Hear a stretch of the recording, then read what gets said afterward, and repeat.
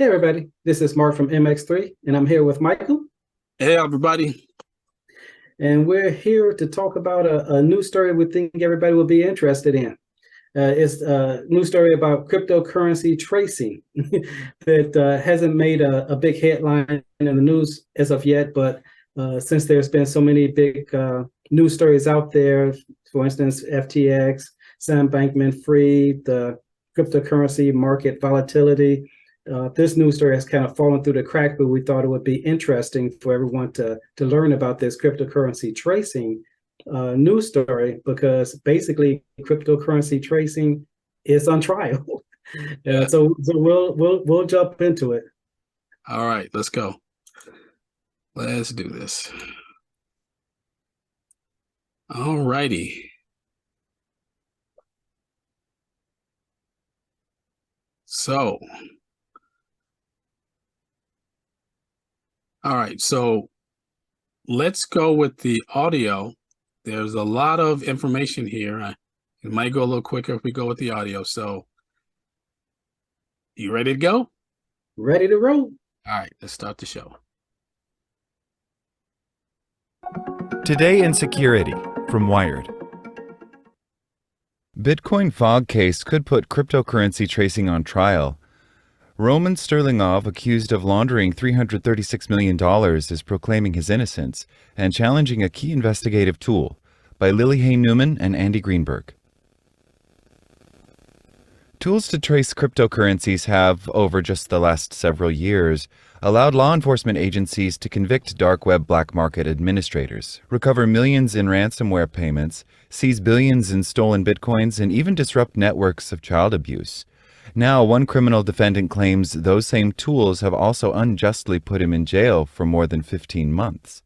In the spring of last year, Roman Sterlingov, a 33-year-old Swedish-Russian national, was arrested by IRS criminal investigators at the Los Angeles airport and accused of creating and operating Bitcoin Fog, a Bitcoin mixing service on the dark web that took in coins from its users and returned others with the intention of preventing forensic accountants from following the money's trail.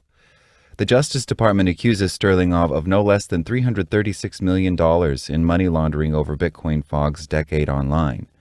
Now, Sterlingov's legal team, led by the well-known hacker defense attorney Tor Eklund, has fired back. They're claiming in a series of legal motions filed late yesterday that Sterlingov is innocent and vowing to take his case to trial. In doing so, Sterlingov's defense says they plan to show not only that he never ran Bitcoin Fog, but also that the blockchain analysis techniques used to pin the case on him were faulty, leading to his wrongful arrest and a lost year of his life. I did not create Bitcoin Fog. I was never an administrator of Bitcoin Fog, Sterlingov told Wired, speaking from a Northern Virginia jail. I've been here for more than a year now. I'm really perplexed at the system that could put me in here, at what they can do to an innocent man. It's a Kafkaesque nightmare. Unlike in some more clear-cut investigations of criminal use of cryptocurrency.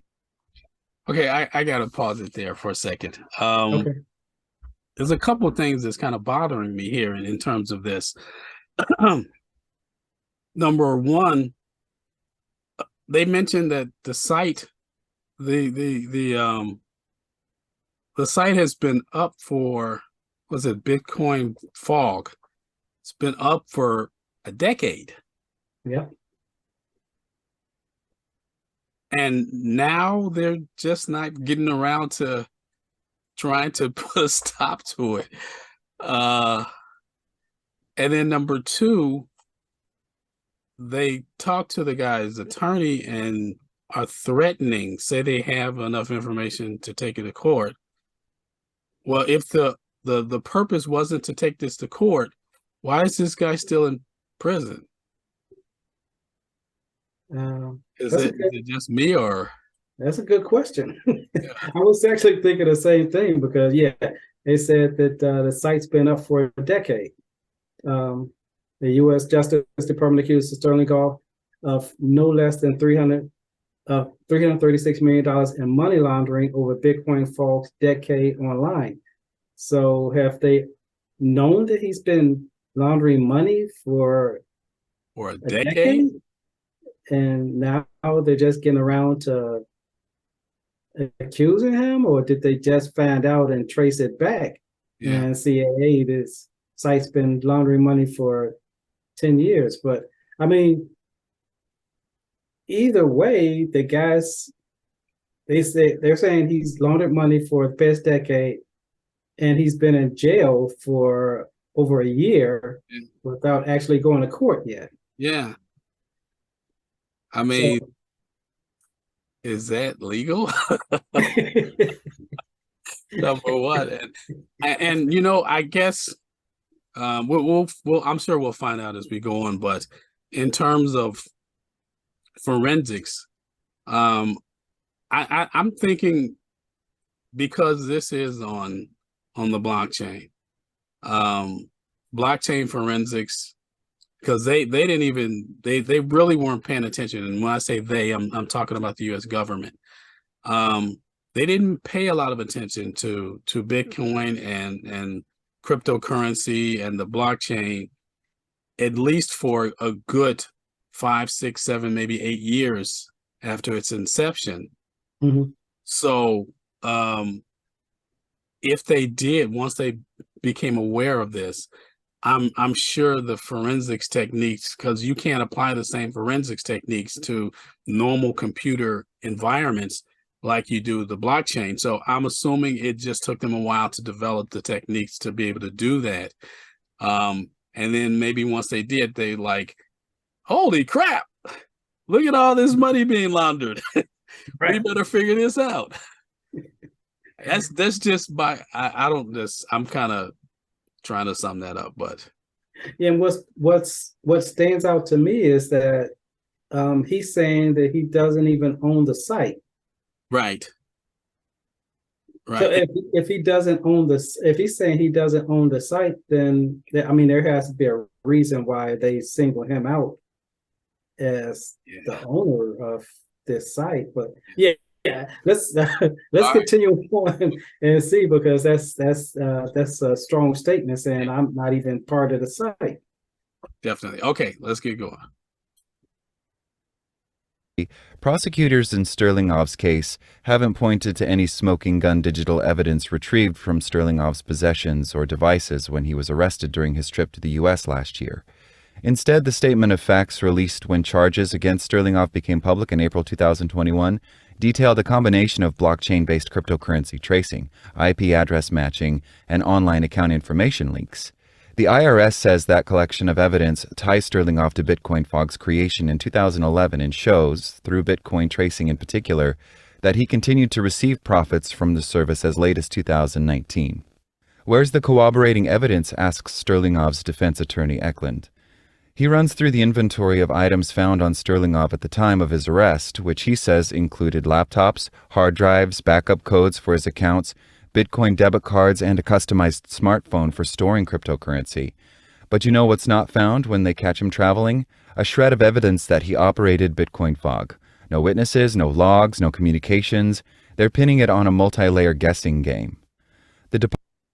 Okay. Okay. Wow. So they don't have any direct evidence, even though they say all this stuff leads to him, but apparently it may lead to him in some way, but it doesn't sound like it leads to him, number one.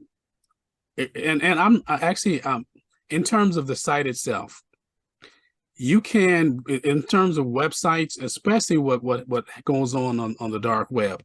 If anybody out there, and I'm going to bring up one of our favorite shows, if anybody out there had seen the show Mr. Robot, you know that a lot of times the person who owns the website is not the website administrator. Right.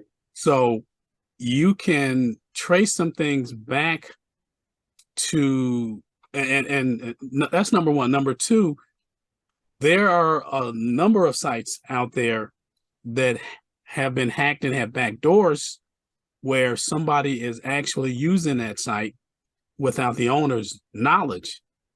Because in terms of websites and networking and how all that works, you can have a single IP that has multiple ports that are open on it, and the owner doesn't necessarily have to be aware of any or all of the ports that are open. So that website can be used for a number of different things.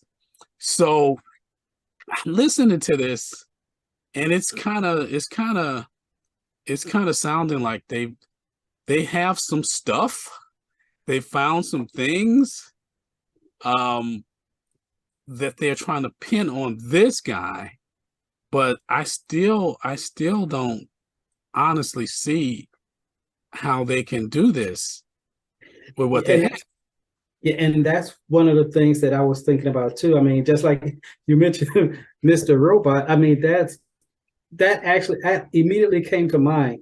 Yeah. When they mentioned the defense attorney is a well-known hacker defense attorney. Right. And I believe he knows what he's talking about. And they talk about, one of the things that they can prove that the guy is the website's owner is the IP address matching. But I mean, a hacker can get in there and assign an address to anybody. It really depends on the cryptocurrency tracing methods they're using. Does it take into effect? Can it see if someone manipulated the IP address? Can they actually see if someone actually hacked in and set this guy up as the fall guy? I mean, and again, because you mentioned Mr. Robot, it keeps coming back to, and I've learned a lot from watching that program, Mr. Robot. Yeah. I mean, they were able to go in and hack, and Mr. Robot, even though it's a fictional program, it talks a lot about hacking. It goes into detail of what hackers actually do. Yeah, it's based in reality. Yeah. This reeks of Mr. Robot. I mean, some of the techniques that Mr. Robot would have done to hack and blame this guy. I mean, maybe hopefully they'll go into more detail about the cryptocurrency tracing methods that they use, or the tools that they use to kind of show that Sterling Cough is the culprit. Okay, well, I had to bring those points up, so yeah, that's good points. All right, let's keep going. Department of Justice did not yet respond to Wired's request for comment. The IRS declined to comment on pending litigation. Sterlingov and his lawyers yesterday filed a motion to dismiss, a motion for a bill of particulars, a motion to free seized assets, and a motion to reconsider pretrial detention, among other items. The DOJ has produced more than 3 terabytes of data related to the case during discovery. The defense alleges that the sheer volume of information is difficult to parse, but that nothing in it seems to establish a direct connection between Sterlingov and the creation or operation of Bitcoin Fog. And they further argue that the digital forensic analysis the prosecution has shared is flawed and opaque at best.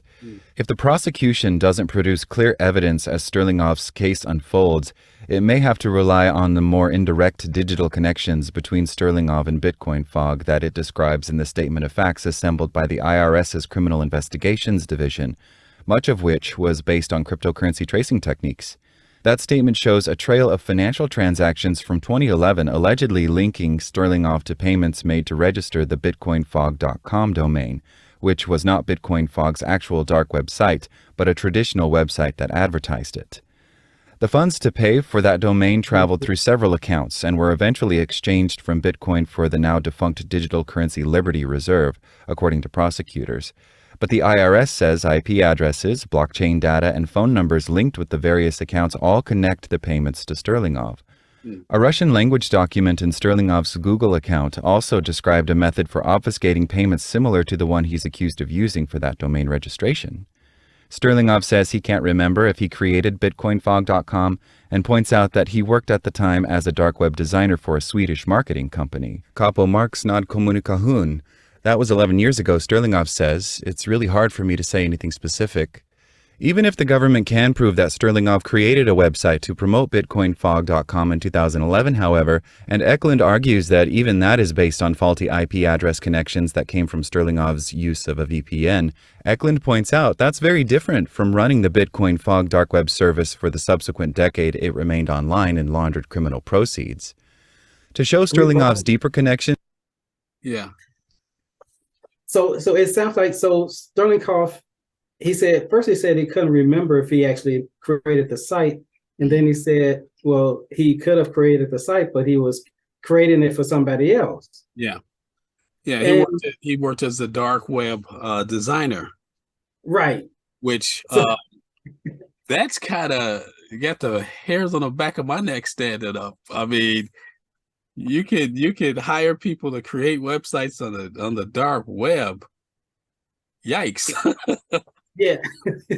it is, but if he created the site, it sounds like he may have created the site, which means the IP address matching would match with his information.